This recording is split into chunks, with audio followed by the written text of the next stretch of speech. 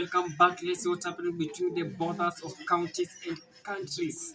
Okay, let me begin this video by asking you a very simple question. Ni kwa nini bunge la kitaifa la Kenya linamlaumu aliyekuwa naibu wa rais Rigathi Gachagua mwenye rabsha ya maandamano iliyoshuhudia katika hii nchi hapo jana tarehe 25 Juni mwaka huu wa 2025. Okay, you can answer this question in the comment section. I'll be doing my best to view and also give you a feedback on the same. Today, there was a firework in the Parliament of Kenya, and most MP who stood ama oyote aliyekuwa akisimama kupeana their contribution about what happened yesterday, wote walikuwa na mlenga wanamnyoshea aliyekuwa naibu wa rais Rigathi Gachagua kwenye haya maandamano yaliyofanyika katika hii nchi hapo jana. So, what might be the reason why most of these people are going ahead to blame what happened during this protest? Okay, let's begin by just listening to some of them as they give their contribution. Okay, let's begin with Didmas. Mr. Speaker, I want to say this, that what we witnessed yesterday was not a demonstration.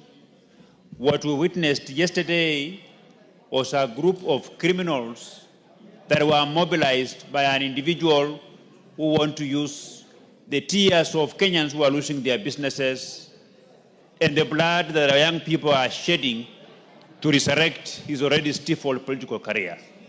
Honorable Speaker, the person who orchestrated, masterminded, and funded these activities is well known, Mr. Speaker. The police must arrest the former impeached Deputy President of the Republic of Kenya, Rigathi Gachagua, because we cannot continue as a country to watch a tribal individual mobilizing his members of his communities to engage in hooliganism, Honorable Speaker. The blood of the people who lost their lives, the tears of those whose businesses were broken into, Honorable Speaker, will cry revenge on the life of Rigathi Gachagua. He cannot be mobilizing members of his community to begin maiming other people, to begin destroying the properties of the people of Kenya. Yet he is busy looking for tenders for his own children.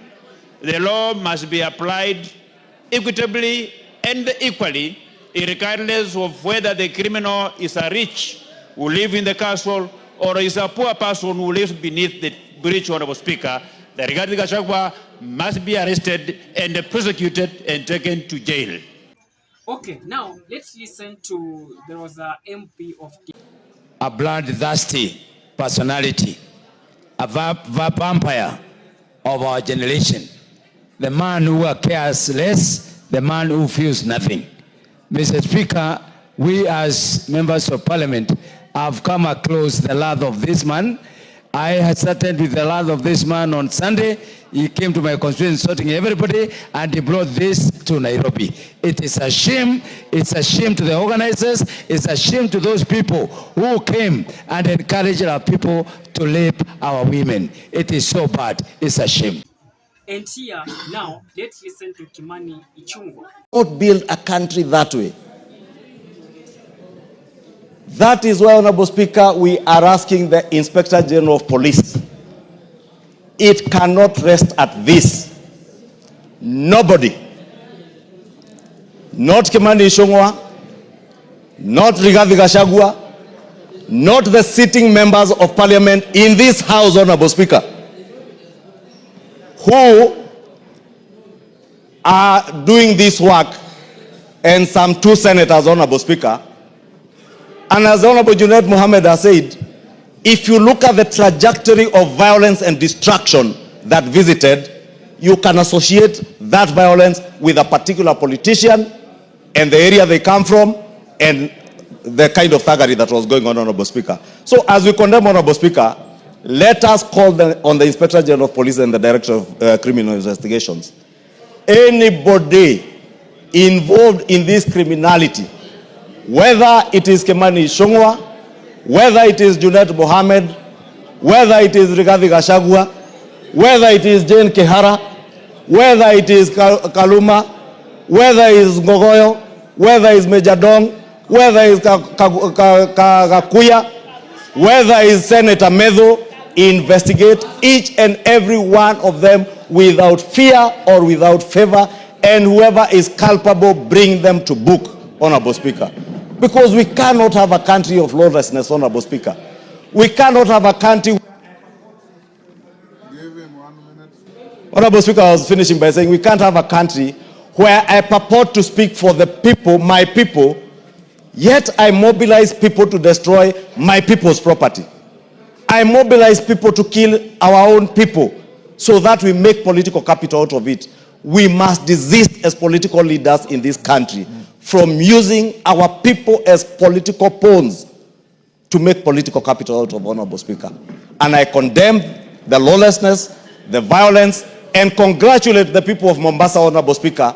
The people of Mombasa yesterday demonstrated what peaceably demonstrating is. What happened in Nairobi and in other areas in central Kenya were riots, disorder, and anarchy, Honorable Speaker. And the owner of that anarchy is known, must be apprehended. Honorable Speaker, allow me to commend the police also for the restraint that they exercised yesterday and for the hard work they put yesterday when a police lady was being brutalized by men, grown men, beating up a woman, Honorable Speaker. It's the most despicable thing you can find. That a man is stepping on a police officer on her head. Honorable Speaker, there were criminals who attempted to get into State House girls. It is not William Ruto's children who go to State House girls. It is not Kimani Ichung'wah's daughters who are in State House girls. It is our children. Why would anybody mobilize criminals to attack young school girls in a school? I commend the police for protecting State House girls, protecting other lives and property that they protected yesterday, Honorable Speaker, and call on them to take action on the financiers, the mobilizers, and those particular criminals, and those who want to drive our country to anarchy. And we tell them, resounding as a house, we shall not allow our country to be driven to anarchy by bloodthirsty people, bloodthirsty politicians who have no agenda, who have no vision for Kenya, who can only harp on Gen Z. A Gen Z, a generation, they are neither a Gen Z, nor do they have children in their houses who are Gen Zs, Honorable Speaker. I have 2 Gen Zs in my house. I know what these children want. Those who are just harping on Gen Zs and riding on their wave, Honorable Speaker, are only trying to take advantage of a desperate generation of young Kenyans. Let us desist from doing that, Honorable Speaker, and I beg to second.